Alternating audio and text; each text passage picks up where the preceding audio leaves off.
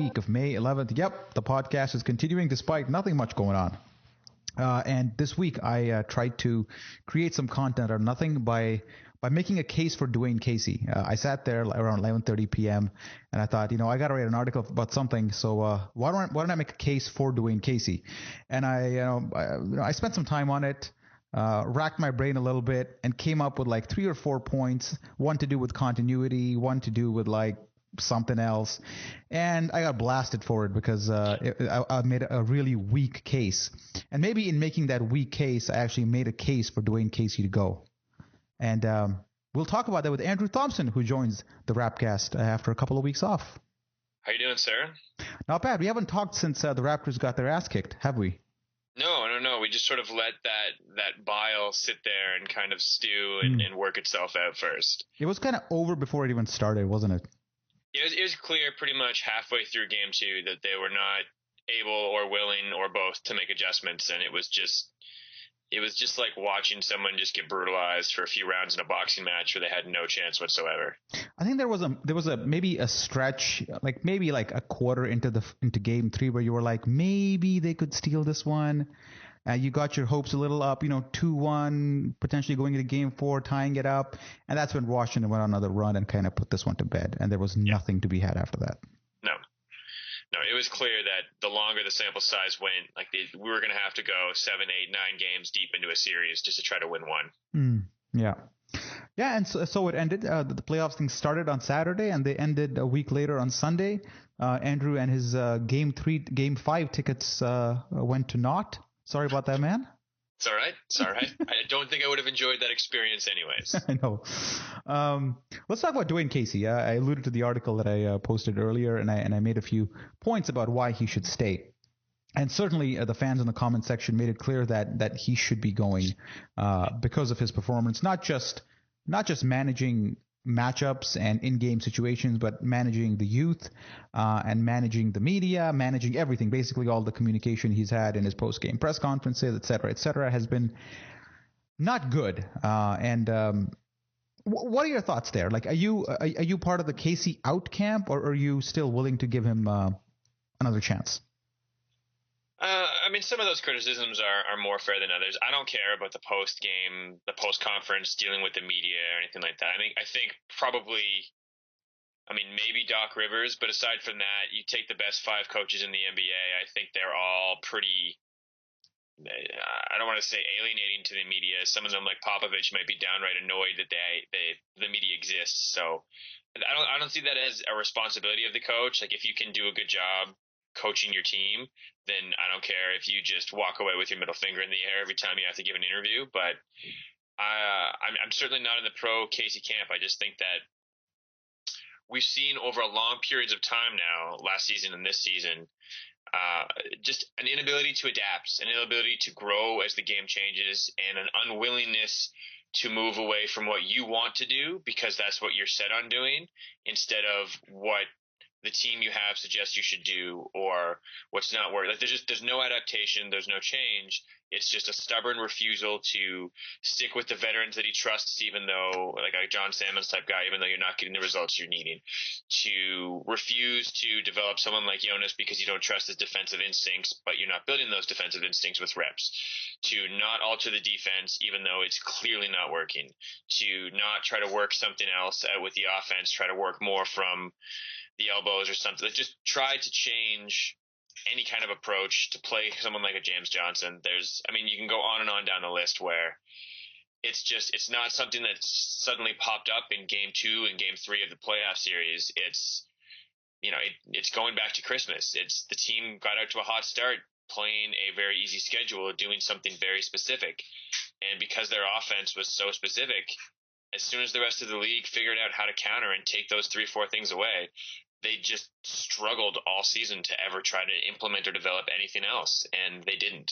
And I think that's pretty damning when you attach that to a failure to really develop the kind of the picks that you've made. Sometimes that's unfair because maybe Ross and Valanciunas wouldn't have done better under a different regime, but maybe you disagree, but I really struggle to see on either end why I would want to invest another season under this management.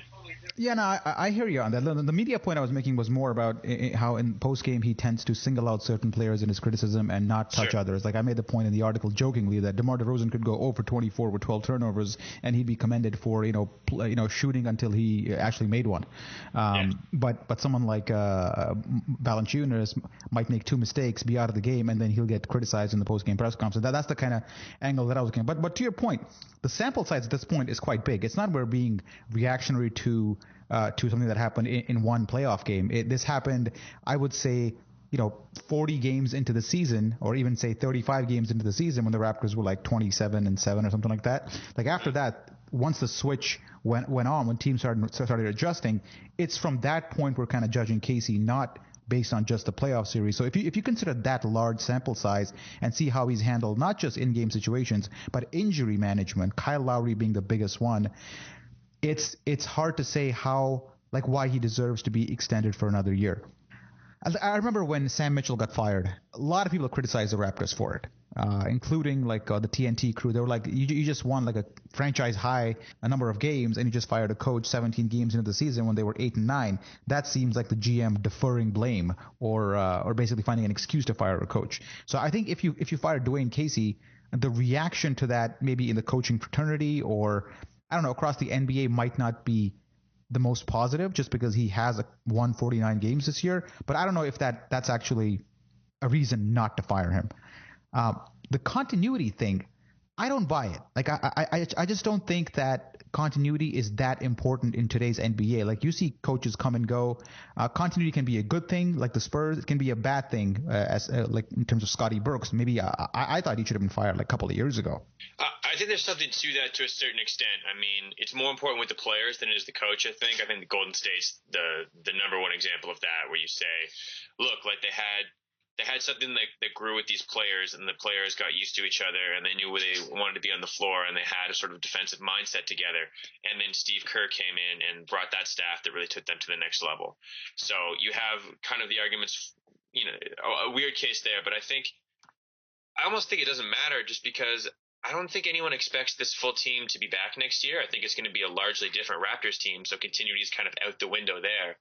But more to the point, I mean, do you want continuity with this defense? Do you want this same offense? Like, regardless of whether we make no trades or any trades or don't bring in a single new free agent, you cannot have the same offensive system and the same defensive system you played this year. You just can't.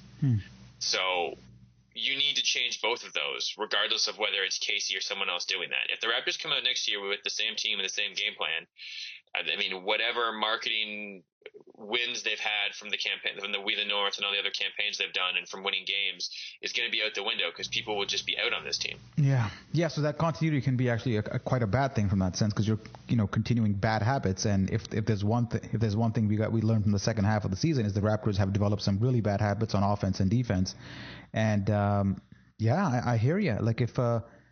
If more or less the same roster is back, plus minus 1 or 2 players, I don't know if Dwane Casey's going to be doing anything different than he did this year. So from that perspective, it's a big risk bringing him back, especially if you're going to make a few moves because you expect things to be improve and change. And Casey, if he's shown one thing, is that he is not able to change. You were talking about the arguments for him. People have talked about how he's really brought this hardworking mentality to the team and an idea of togetherness and this notion that they've got to pound their heart and they've got to all work hard together and really put in that time. If you're keeping the main core of the leadership, someone like DeMar DeRozan, who, despite all my criticisms of him, like the one thing I will give him absolute credit for is he is clearly a phenomenally hard worker who is willing to improve and sort of share that mentality with teammates. You don't need Casey here to keep that attitude. Like once that attitude has been instilled in your team leaders, those are the people you ultimately need to be the role models to make that happen anyways. So if that's something that they're able to get from that and you move on without it, it's not even something that I think you need to keep the coach for. Yeah, exactly. And that kind of thing can be carried over through players more than coaches. I remember Doug Collins is the best example I like to give. He's a guy who comes in and he has an immediate effect on the team in terms of effort and commitment because he basically yells at them and he's hard-nosed. But the effect eventually wears off. The key is, can you convince one of your players to adopt that approach or be that tough or be that hardworking and be an example for the rest of the guys? And I think, as you said, like DeMar DeRozan has that. And to a lot of extent, barring Kyle Lowry's shape, he has that as well. Like he's a hard worker as well. So credit to Casey for instilling an effort on this team. And I think at this point, that effort and that mentality has enough momentum that it should be able to continue without Casey. So you're looking for a coach now who gives you more than just hard work and commitment, but he actually gives you some tactical advantage in games and the ability to manage the set of players he has. And Casey, man, has not been able to do that. But let's move on and talk about like who's coming back next year. And let's start off with the big players here. Tim W. wrote a couple of articles, keep or release or whatever he had.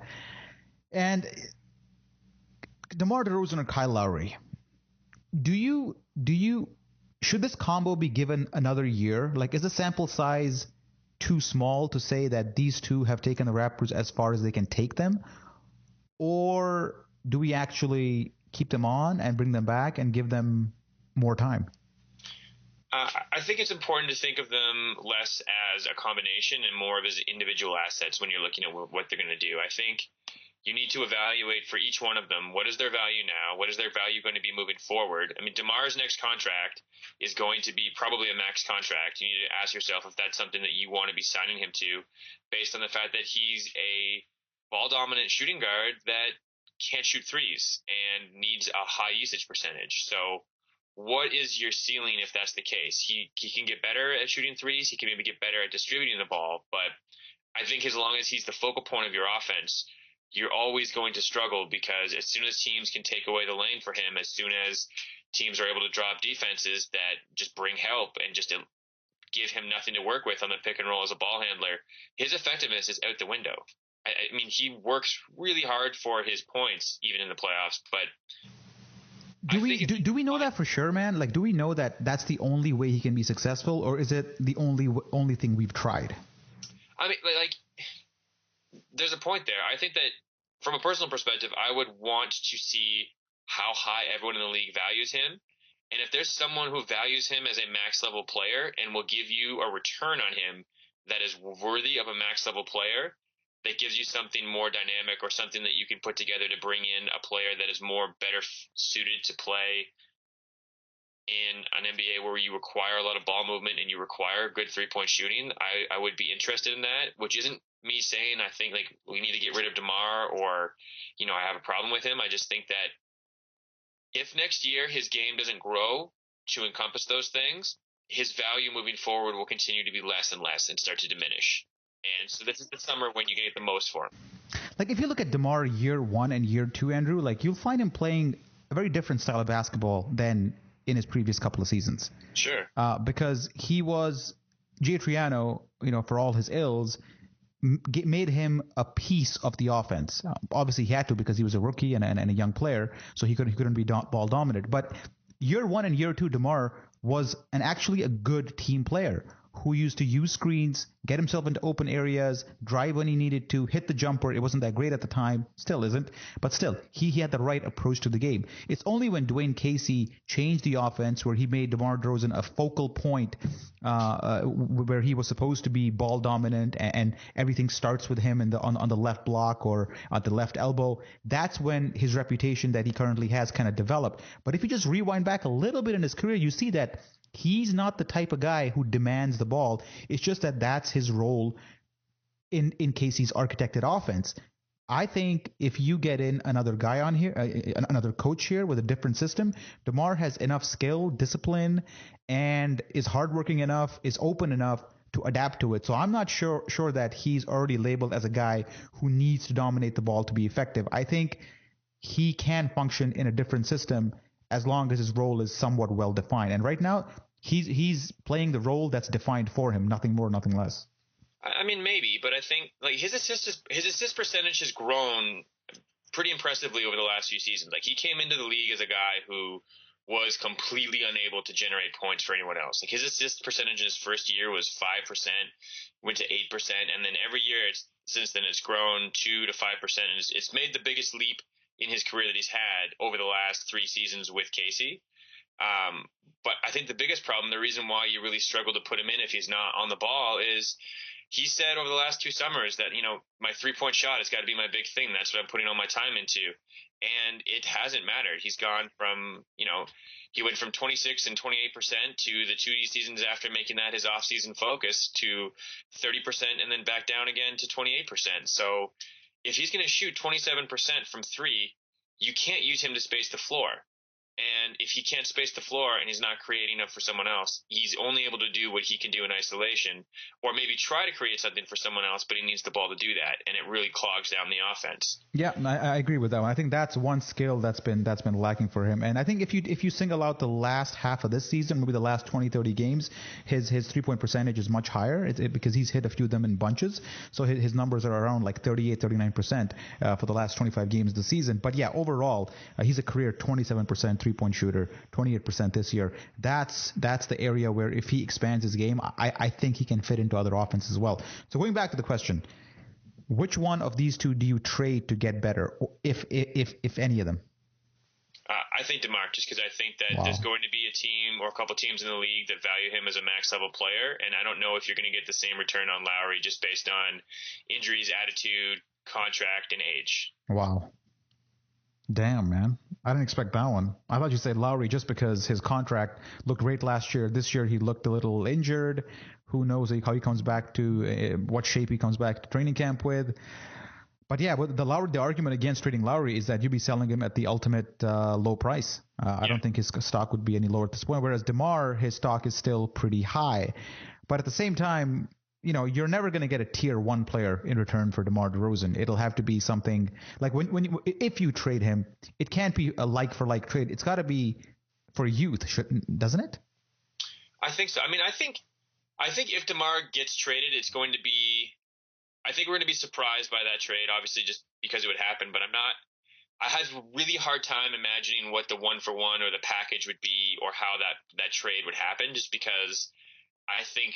I don't have a team in mind who would make that deal, but I think there are teams who would.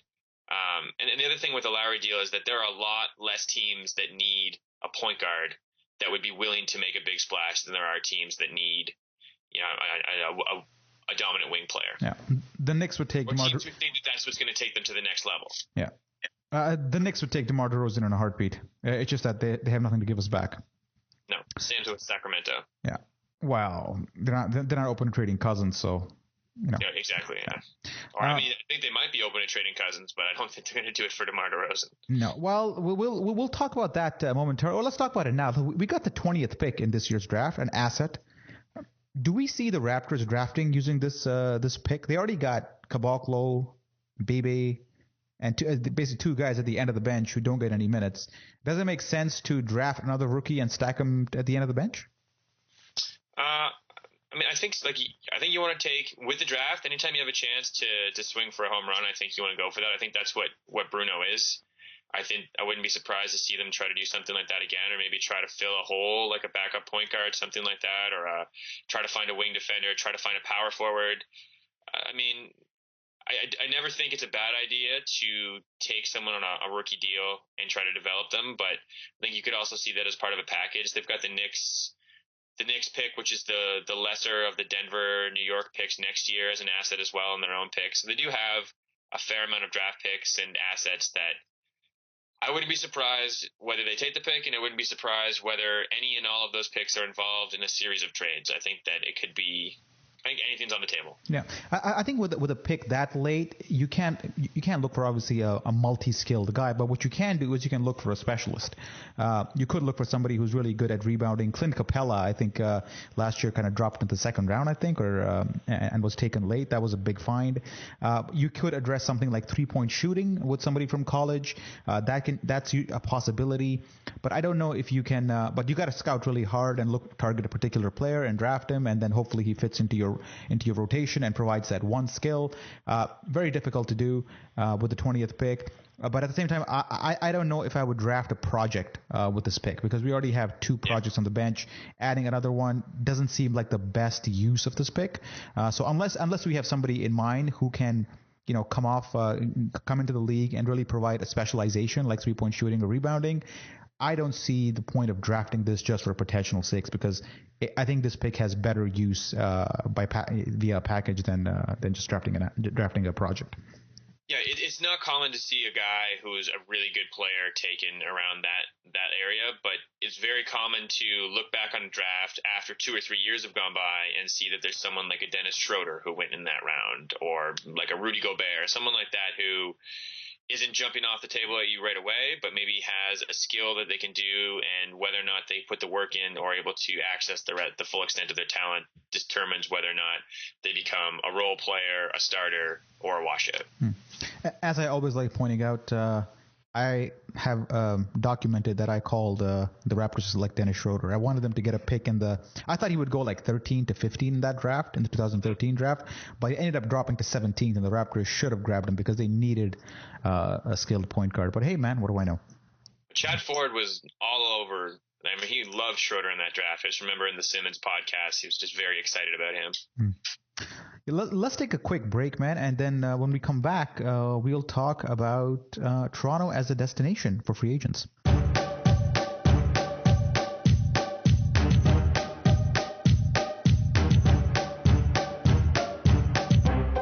Welcome to part 2 of Raptors Weekly. Only 2 parts of this podcast, given the offseason and all that, but we do have some topics to cover. Let's first talk about Toronto as a free agent destination. Last year, the Raptors were able to retain all their major free agents, and despite the loss to the Nets in 7 games, optimism was high, and the city was seen as something attractive to free agents because there was, a franchise high win total. Things were on the up and up. And this year, despite having one more win than last year, it seems like Toronto's less attractive of a destination just by the way they exited the playoffs and what transpired in the second half of the season. Andrew, do you get that feeling as well? Yeah, I think that's fair. I think that everyone expected this team to maybe make a leap and develop and grow, and I think what we saw instead was they came out excited, they stagnated, and then ultimately they kind of regressed. So, I mean, the numbers and the eye test both back that up. They regressed in terms of efficiency, and they got swept in the playoffs. So I think that's probably – I don't think that people are excited to potentially join this team.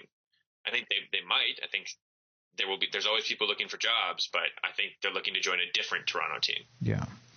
Yeah, and as somebody pointed out, all the big-name free agents, the Raptors have, big-name teams to contend with because all the, like the Knicks, the Lakers, the Celtics, all have cap space at this point. And any free agent that they're interested in, chances are Toronto is going to have the lower hand in those negotiations. And what happened in the playoffs kind of exposed them a bit. So, yeah, I agree. Even though we have a higher win total, we're less attractive of a destination. Certainly, we don't. Last year, we kind of offered this mirage of potential and positivity, and this year we don't have that.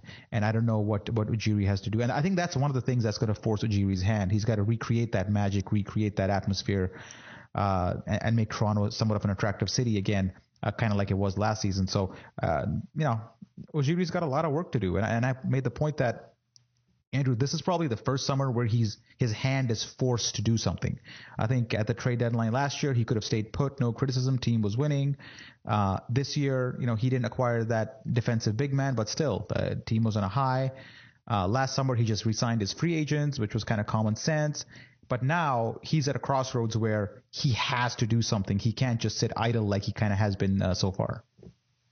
Yeah, I think he's probably had ideas. I think he has a vision in mind and some things he would like to do and has for a while. And I think what he did last year was say, like, they decided as an organization to give the team that they had a chance to see what it could become, to see what they could develop it into.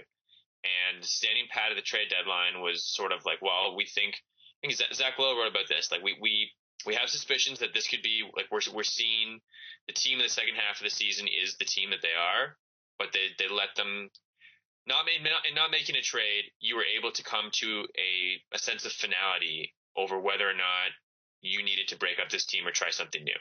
And he definitely got his answer as far as that goes. He knows that this is not the team and that he can put his vision into place and try something completely different. So that's certainly going to be happening.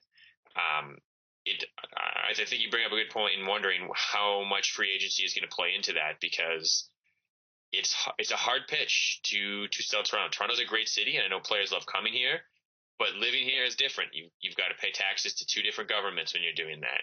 You have to go in and out of customs every single time, which doesn't seem like that big of a deal, but I mean, players complain about it. Guys on the team have tweeted about it and written about it, and just it's an extra hassle. It's a cold weather city that's not helping. The reality. Yeah. Let's switch to Twitter for a moment and see what they have to say. Some guy made a really good point about we were talking about bringing Casey back or not earlier, and whether he needs another year to see what he's got.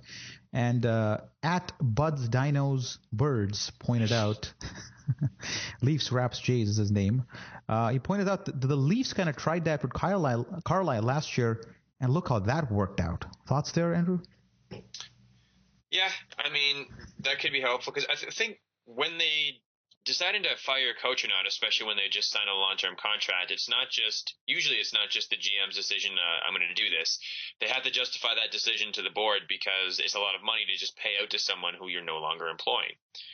I think we can hope that with the disaster that happened with the Leafs, if that's something that the management feels strongly is the case that they need to do, then that would contribute to the board being willing to do that instead of being gun-shy about it, seeing how the Leafs season really just turned into a dumpster fire. But I don't know. Yeah, good point there, Leafs, Raps, Jays. Yeah, man, the more I think about this, the more I'm like, I don't know if I can get behind this team if Casey's back next season. I think it'll just be unwatchable from day one. And even though Ujiri hasn't publicly, stated anything, and he said that, Dwane had a tough job in the playoffs, he tried a lot of different things, it's still like he hasn't gotten that vote of confidence that he'll be back next year. Nothing official has been said. So, I think the ball's kind of still up in the air. Like for me, just going back to Casey, man, is that after Game 4, they asked him, would you do anything different strategically? And he goes, no. You would do nothing different strategically. Not even like a maybe or some things or I could have tried this or hey, if hindsight's 2020. No, he flat out said no. That kind of struck me. Yeah, it should. Like you should hit your head against something hard when you hear someone say something like that. But at the same time, it's remarkable because no one ever tells the truth. No one actually says what they really feel. And you realize in watching him all season long, we're like, this can't be what he really thinks. He can't really be thinking that he's just stubbornly sticking with this. Like, there's got to be something else going on. There must be. Like, what is it? What is it that we don't know? Who has injuries that we don't understand? And just him saying, no, I wouldn't change a thing. It's like, okay, the Bears are who we thought they were. We got our answer here. Yes, I believe you. I 100% believe that Dwane Casey believes that because everything he's done demonstrates that. Yeah, moving on to some more Twitter stuff. At MMMMBLT. That's his. Why not one less M, one more M? Like, is that the amount of M's required to get that handle? Maybe it was taken. Maybe it was taken. Yeah. He goes, aren't the Wiz doing exactly what we hoped the Raps were going to do? Brilliant first round and then give themselves a shot versus the Hawks. This all could have been worked out if we had just faced Milwaukee and won one more game. I look back to that Knicks game we lost. Remember that Knicks game? The one we lost at the Garden, I think? Yeah. When that no-name dude hit that three. Langston Galloway, I think it was. Langston Galloway. Yeah, and we made fun of him prior to the on that week's podcast, like before we played the Knicks, and then he kind of shat on us. I look back at that one game, and I'm like, Langston Galloway is the reason we didn't advance past the first round and didn't give us a shot in the second round. Langston Galloway. Or DeMar DeRozan trying to do a 360 dunk and hitting the front of the rim. Oh, damn. That's not a fun game to remember. There's no part of that game that will bring anyone joy. Who knew the implications were so big? Yeah. By the way, where's Will? Didn't he want to face the Wizards? We haven't had him back since on the podcast. Eh? He's got to explain himself. He's been hiding on that. He's waiting for it to pass. It's not going to pass. But yeah, look, I'm not convinced that we would have beaten the Bucks, but we would not have gotten swept. I feel confident of that. Yeah. But kudos to the Wiz. Paul Pierce with a buzzer beater. They're up on the Hawks here. Credit to them, man. Randy Whitman's doing some coaching. He's adjusted. He's got. John Wall is injured, but Will Bynum's coming off, and he's having a good game. He's hitting clutch free throws. Yeah. So credit to Randy Whitman for doing some coaching and getting the most out of his players, man. And before you even say anything, it helps that he has a veteran team where he has to do less coaching. And in Dwane Casey's defense, he doesn't have that luxury. Randy Whitman comparatively has Paul Pierce. He has Gortat, who's been in the league for a while. Nene's been there forever. So he's got more ammo from the leadership perspective than Casey did. But the Wizards were better at all 5 starting positions than the Raptors, and the Wizards are a much, much better team, and Atlanta is really struggling. And yes, when we make the ideal of what we wanted the Raptors to be and how we saw things playing out, the Wizards are living that out, and that's great. But the Raptors would probably almost definitely not be 2 to 1 up on Atlanta right now. Atlanta's ball movement and the way that they played absolutely torched us. Not every game of the season, but when they executed properly, that's the exact style of offense that really just dominated the Raptors all through the season. And I don't think that they have players who could have done what the Wizards are doing and penetrated and bent the Atlanta defense in the way that Washington is doing. Washington is playing fantastic. And I'll say defend, man. I saw the game yesterday. The way they were covering Korver, it wasn't just a single style of coverage. They weren't like switching every time or fighting through screens every time. It was very positional. At the top of the key, they were fighting through. On the sides, they were switching. It was so much. They had a plan on how to defend Korver, and they executed perfectly. Bradley Beal, who doesn't get too much credit as a defender, was phenomenal. Just the way he sliced through screens and hung with them. Just a fantastic job by the Wizards, and they're a fun team to watch. And I hope they advance, man. Yeah, and they've got bigger, more athletic guys that can play the 4 and can stick on injured Millsap at least. Yeah. So yeah, absolutely. The other question is from Twitter. It goes, so I asked, we're recording the podcast, looking for topics and questions, and some guy asked, Charan Veer goes, why are you recording a podcast? I mean, because we have to, man, because it's a weekly podcast, and we're kind of committed to this. People got to drive to work tomorrow. Yep, exactly. And final is from MC Roger, at MC Roger. That's with a D. He goes, All-Star 2016. Wow. Let's see what he's got to say. Which Raptor will make it? Really? What effect will it have on the country team players? Oh, I'll let you handle this one, Andrew. I mean, effect on country team players, aside from marketing, I would say none. But I think the Raptor most likely to make the All-Star game is not on the team right now. I'll say that. Wow. I think that's how big the changes are for this team coming. Mm-hmm. So on a scale of 1 to 10, 10 being blow up everything, kill everybody, get 12 new players, what's the scale of change here? And 1 being do nothing.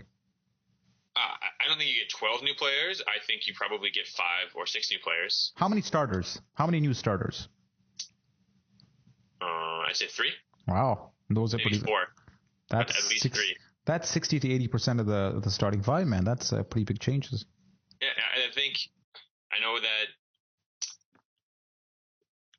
Messiah's talked a lot in the past about, and he did with Denver, wanting to rebuild on the fly and not necessarily accepting the idea that you need to tank and you need to do a complete rebuild. So I foresee a rebuild where he wants to continue to compete in a really weak Eastern Conference immediately, and that means some major changes, and that means bringing in good players. So that's the thing. Is it weak anymore? I don't know if it's. I mean, it was horrible this year. It's definitely like you can make the playoffs with a mediocre team. Right. But when you look at some of the other teams here, man, look at the East. Atlanta's not going away. Cleveland's there. Chicago's never going to go away. You got the Raptors. Might be going away, though. Like they've got a lot of guys who are near the end of their contract there. Like Millsap is very possibly not back with that team next year, and that's a huge part of that team. Okay, let's just say they're going to be in the 3 to 6 hunt at least. Sure. Okay. You got the Raptors. You got the Wizards. I'd say they have another year left at least with the core. You got the Bucks, who are up and coming, I'd say. Celtics have shown great promise in the second half of the season. And even getting swept, they played kind of well against Cleveland. The Nets, I don't know, probably not. But the Pacers were injury riddled, and Miami only had like half a season with Dragic, so they're not gonna go away completely. It's gonna be competitive just a little bit, and then you got Detroit with a full season of Reggie Jackson. I know he's not great, but at least these are teams that aren't on the decline. They can only get better, and they've made moves in the last half of the season that will make them better than the win total they had, like 32 wins for the Pistons, 37 for the Heat. I mean, they're gonna get better, aren't they? Yeah, they're gonna get better, but I mean, the difference between being able to make the playoffs at potentially a 5 or 6 seed in the East compared to struggling and needing Anthony Davis to barely get the 8th seed on the last day of the season in the West. I think is just all I'm talking about. Like, you do not need to make a juggernaut and a flawless team just to have a chance of getting to the first round and then seeing what can happen. You can get a first round playoff matchup with an okay team still. Yeah, home court might be an issue, but I think first round is still doable. Hey, John Wall tweeted at us. He goes, remind me who the best backcourt in the East is. Remember those days? Best backcourt in the East Twitter battle? Yeah. Well, do you remember who we thought the best backcourt in the East was in last summer? Did we say it was the Raptors, or did we say it was Beal and Wall? No, I think I'm pretty sure we concluded it was DeRozan and Lowry. Ooh, let's go back and check because I want it to not be the case, but you're probably right. No, we did. Damn it. And I think so did ESPN. I think they rated the Raptors backcourt second after Thompson and Curry, and Wall and Beal came in third. So it's not. I feel like we had the conversation though where we said which backcourt would you want 3 years from now, and I think we were definitely on board with Beal and Wall in that scenario, like moving forward. It was like this season versus moving forward. Way to qualify your bad prediction there, Andrew. That's right. I refuse to just accept that I'm wrong. All right, brief playoff talk before we sign off. Bulls, Cavs. The most horrible series to watch, but also very entertaining if you're only checking the scores. It's incredibly rough. The way they're calling these games is really like I can't say for sure which team I think is getting the worst calls. It's just very curiously refereed, and it is some of the worst offensive execution I've maybe ever seen, and it's incredibly entertaining at the same time somehow. Not always, but the fourth quarters for sure. Especially surprising from the Bulls because they were beautiful to watch offensively all year, and in the playoffs or in this series they've kind of hit a grinding halt. And let's talk about Golden State and Memphis for a bit. I saw that game yesterday, and I don't know. I found myself like there were too many possessions where Golden State's fluid offense kind of came to a halt with like 12 seconds on the shot clock when Curry was in the middle of the court with nobody to pass to because everybody was covered. Like there were a lot of these possessions where you felt the possession was over, the shot clock ran out, but really it was just the play just halted because he had nowhere to go. What is it about Memphis that's kind of throwing them off right now? Is it just Conley being able to stick with them? It's not just Conley; it's the entire team. Like Memphis, I think we tend to forget every year until we get to the playoffs just how tremendous Memphis is and how they're able to just muck up the court. The way that Conley is able to stick with him, the way that someone like Tony Allen is able to ceaselessly fight over screens to take away the open passes to guys is really impressive. But I think it's not just that. I think we're seeing that Golden State hasn't really faced adversity in any way this season, and they're tightening up right now because it's not just that Memphis is taking those shots away from them and playing great D. I think Golden State was 3 for 16 on wide open threes or uncontested jump shots. So they're playing tight and they're missing shots, but it's a small sample size. I think I'd be shocked if we get 5-6 games into this series, and Golden State is still not able to hit a shot. What do you expect? Who's going to win the series? I still think that I'm going to take Golden State just because I'm looking at a longer sample size and I have faith in talent coming through. But it's entertaining to watch, and I'm not upset with whoever wins because the defense Memphis is playing is fantastic.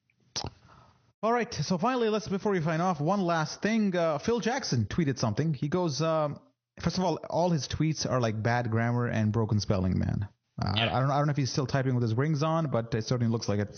So he goes, NBA analysts, give me some diagnostics on how three-point oriented teams are faring this playoffs. Seriously, how's it going? With a K there. I think he's referring to. Oh, Grandpa. I know. Because I think he's got his Jack Armstrong hat on here.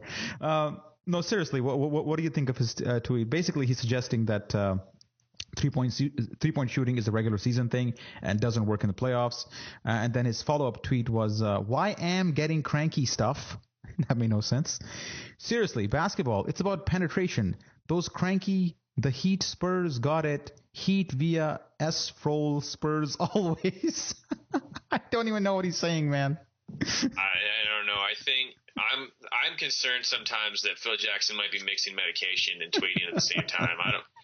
Like, first of all, he's just wrong. Like, I think the 3 teams that led the NBA in 3-point attempts this year were. Well, that's his point, though. Well, hang on. That's his point, though. His point is that it gets you regular season success, not playoff success. And the main counterpoint to his argument is probably the Mavs, who won despite shooting a shit ton of threes with Dirk Nowitzki there. What's the counterpoint to Phil Jackson from a no 3-point shooting wins you championships in the playoffs or gets you at least to the finals in the playoffs? I mean, the counter is the fact that the Miami Heat and the San Antonio Spurs have won, 3 of the last 3 titles, and that all of them took a massive amount of 3-pointers and were near the lead in both of those categories. Like, those are the teams that have won championships lately, and they did so using the 3-pointer and using analytics.